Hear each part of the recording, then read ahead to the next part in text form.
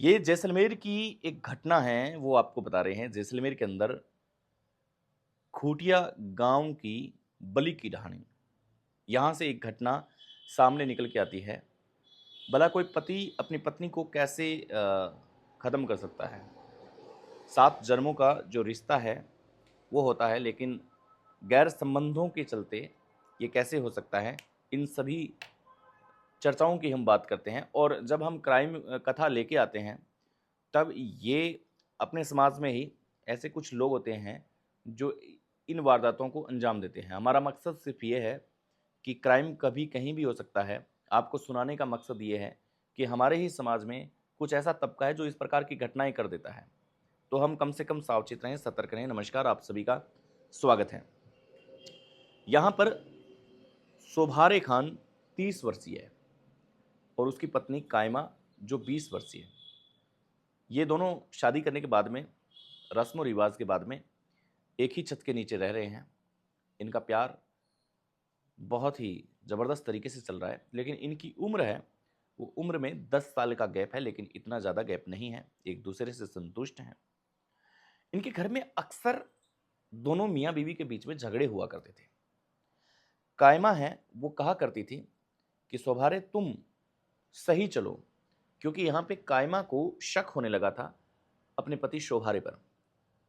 उसके फ़ोन से कुछ ऐसी चीज़ें उसे देखी गई थी। अन्य महिलाओं के फ़ोन आते थे, जो उसे पसंद नहीं था। वो हमेशा ये कहती थी कि मैं दूसरे लोगों को कहूँगी, तुम्हारी बेइज़्ती है वो बेइज़्ती करूँगी। इससे अच्छा है कि तुम इस प्रकार की घटनाओं को अंजाम न दो। लेकिन यहाँ पर शोभारे एक नहीं सुनता था। वो उससे कहता था कि ये सिर्फ़ मेरी दोस्त है, दोस्त से ज़्यादा बढ़ के कुछ नहीं है। कई बार ऐसा विवाद हो जाता था कि आस-पास के जो लोग हैं, उनका झगड़ा शांत करने के लिए आते थे। कई दिन तक कायमा और शोभारे के बीच में बात नहीं होती थी। इन सब की जो झगड़े हैं, वो दूर-दराज के इलाकों में पता लगने लगा था। पूरे रिश्तेदारों को पता लगने लगा था कि कायमा का जो पति है, वो फ़ोन चलाता है और कायमा को ये पसंद नहीं है। इस प्रकार की घटनाएँ हैं जो सामने आना शुरू हो चुकी थी। लेकिन कौन हिम्मत करे, कौन कहे मियाँ-बीवी का झगड़ा है, अमूमन तौर पर कोई पड़ना नहीं चाहता। एक दिन की बात है, जब बुधवार रात को शोभारे खान अपनी किसी महिला मित्र से बात कर रहा था। यहाँ पे कायमा है, वो उसे मना करने के लिए आ रही थी कि तुम किससे बात कर रहे हो? शोभारे कहता है कि देखो, तुम मेरा दिमाग मत खराब करो। मैं जिस किसी से भी बात कर रहा हूँ, अगर घर में कोई समस्या है तो तुम बताओ। खाने के लिए दाना नहीं है तो तुम बताओ। तुम्हें क्या चाहिए वो तुम बताओ। मैं जिस किसी से भी बात कर रहा हूँ, तुम्हें उससे मेरी निजी ज़िंदगी में झाँकने की आवश्यकता नहीं है।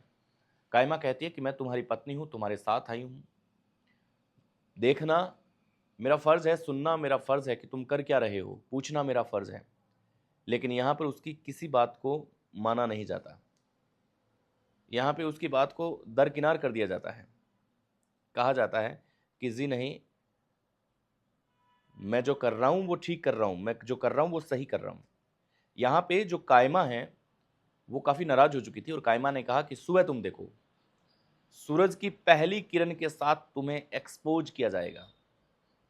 सूरज की पहली किरण के साथ तेरे साथ ऐसा व्यवहार किया जाएगा कि तूने कभी ज़िंदगी में नहीं सोचा।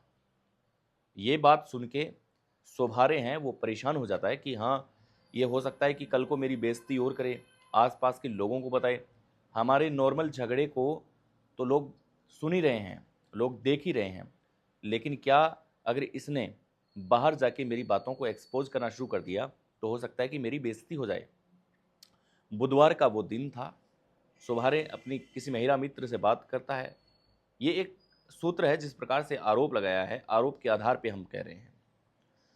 वो अपनी पत्नी के पास आता है और आके कहता है कि आज तेरी छुट्टी कर दूंगा मैं। कायमा कहती है कि तुम ऐसा मत करो, तुम्हारा दिमाग खराब हो चुका है। लेकिन उसे ये पता नहीं था कि ये मजाक की जो बात है, ये मजाक की बात सीरियसली हो सकती है। शोभारे खान अपनी पत्नी का गला घोंट देता है।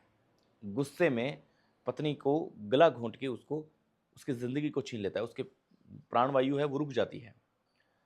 अब शोभारे देखता है कि ये तो जा चुकी है, अब बहुत बड़ा पंगा हो जाएगा। अब मेरे पास विकल्प क्या है, क्या करूं मैं, क्या नहीं करूं। जब कोई आरोपी आरोप करता है या उस पे कोई आरोप लगते हैं, तो वो किस वजह से लगते हैं? कहीं न कहीं ये बातें कड़ी जुड़ी हुई होती है, तब जाके उसके ऊपर आरोप लगते हैं। अब यहाँ पर उसकी जो पत्नी है, उसकी बॉडी को एक सुनसान जगह वो ले जाता है। वो सुनसान जगह ले जा कर के उसे वहाँ डाल देता है। दूसरे दिन जब कोई बकरी वाले वहाँ पहुँचते हैं, तब पता चलता है कि एक महिला की बॉडी पड़ी है। सूचना दी जाती है। अब सोभारे खान अपने घर में है। वो ना किसी पुलिस को इत्तला कर रहा है, न अपने साले को इत्तला कर रहा है, न ससुराल में। किसी को कोई सूचना नहीं है कि उसकी पत्नी गायब है, क्या हुआ उसके साथ। अब सारी जो बॉडी है वो पहचान लेते हैं कि बॉडी इतनी डिस्ट्रॉय नहीं हुई थी, एक ही दिन हुआ था, कि वो है। ऐसा सुन के जो साला है मृतका कायमा का भाई फारूक, वो आता है और वो आकर के उसे बरामद करता है और फिर उसके बाद में अंतिम संस्कार कराता है और पुलिस में जाके ये रिपोर्ट देता है कि मेरे बहन का जो पति है वो अन्य महिलाओं के साथ उसके संबंध है, 2 महिलाएं हैं उसके संपर्क में हैं और जो शारीरिक संबंध है वो भी बनते हैं, नाजायज़ संबंध है वो बनते हैं। मेरी जो बहन है वो मुझसे कई दफ़ा ये बात कह चुकी है कि ये सोभारे है जो सही नहीं चल रहा है, इस महिला से बात कर रहा है, लेकिन मैंने कभी इस बात को सुना नहीं, समझा नहीं। इनके घर में अक्सर झगड़े हुआ करते थे, लेकिन हमने कभी इंटरफेयर नहीं किया कि ये बहन का मामला है, बहनोई का मामला है, ये अपने आप चलते रहेंगे, अपने आप सलटते रहेंगे। पड़ोसी इस बात की गवाही दे देंगे आपको कि मेरी बहन कितनी अच्छी थी, इसका कितना ख्याल रखती थी। मृतका के भाई ने, फारूक ने, जब ये आरोप लगाया पुलिस के सामने, तो पुलिस कार्रवाई में लग जाती है। उसके आधार पे कंप्लेन है वो दर्ज करती है और दर्ज करने के बाद में उसकी तलाश के लिए निकल पड़ती है। ये मामला जैसलमेर का है। इस प्रकार की घटनाएं हर घर में हो सकती हैं। सावचेत रहें, सतर्क रहें, क्योंकि गुस्से में उठाया गया कदम जीवन को बर्बाद कर सकता है, हमें ख़त्म कर सकता है। इससे किसी का भला नहीं हो सकता। नमस्कार, मिलेंगे नए अंक में। जय हिंद।